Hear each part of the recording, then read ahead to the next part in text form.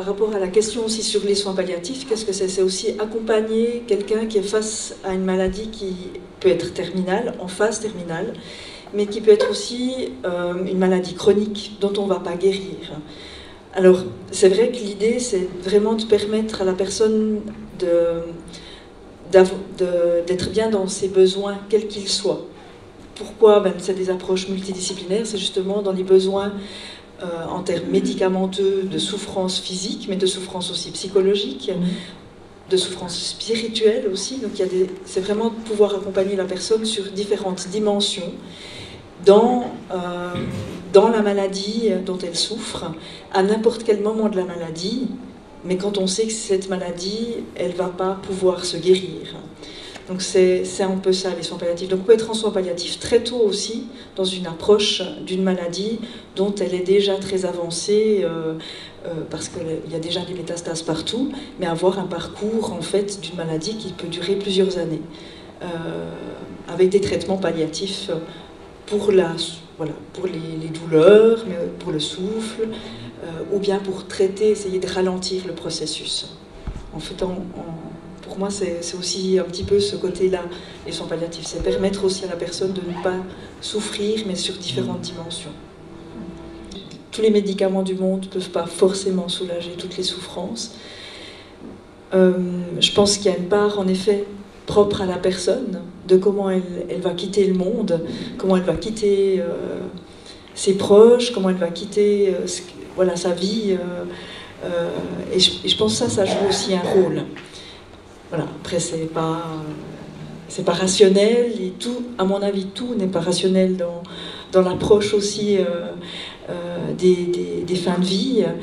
Le côté aussi, je pense, spirituel, de comment on a perçu aussi sa vie, comment on perçoit sa mort aussi. Je pense que ça, c'est la question par laquelle on a commencé ce moment aussi tout à l'heure. C'est vrai, c'est aussi ça, comment on perçoit sa propre mort, comment on a vécu sa vie, et puis comment on a imaginé notre mort. Je pense que ça, c'est aussi des choses qui peuvent rendre complexe, en tout cas, ce moment-là, en fait, de la vie. Et puis, je pense qu'il y a en effet probablement des souffrances physiques qui ne sont pas forcément traitables, et puis que les gens voilà, on parle de médicaments, mais il y a d'autres approches aussi, des massages, le toucher, l'écoute aussi que peut entendre, ce que peut entendre la personne aussi dans ces moments-là, qui peut faire aussi, je pense, rendre difficile aussi ce passage-là. Ce qui fait que, voilà, je pense qu'il y a encore des personnes aussi... on a beaucoup de moyens, beaucoup de traitements. Je pense que là, alors, on a une palette quand même de médication qui est bonne. Mais après, voilà, peut-être qu'on ne peut pas forcément tout alléger dans ces moments-là. Donc je rejoins aussi un peu mes collègues dans ce qu'on vit aussi, hein, parce que c'est vrai qu'on côtoie aussi des moments qui sont difficiles pour ces personnes-là, ça c'est vrai. Dans le Jura, c'est clair, il y a l'unité de soins palliatifs qui a ouvert en novembre 2015. Il y a les soins à domicile qui ont des infirmiers spécialisés en soins palliatifs formés. C'est aussi une demande aussi fédérale, hein, d'avoir des prestataires de soins qualifiés. Ça fait partie de la stratégie aussi en soins palliatifs au niveau fédéral. Et puis il y a une équipe mobile de soins palliatifs qui s'appelle l'EMSP, qui a été créée il y a quelques années, dont le directeur médical est monsieur Bernet, le docteur Bernet.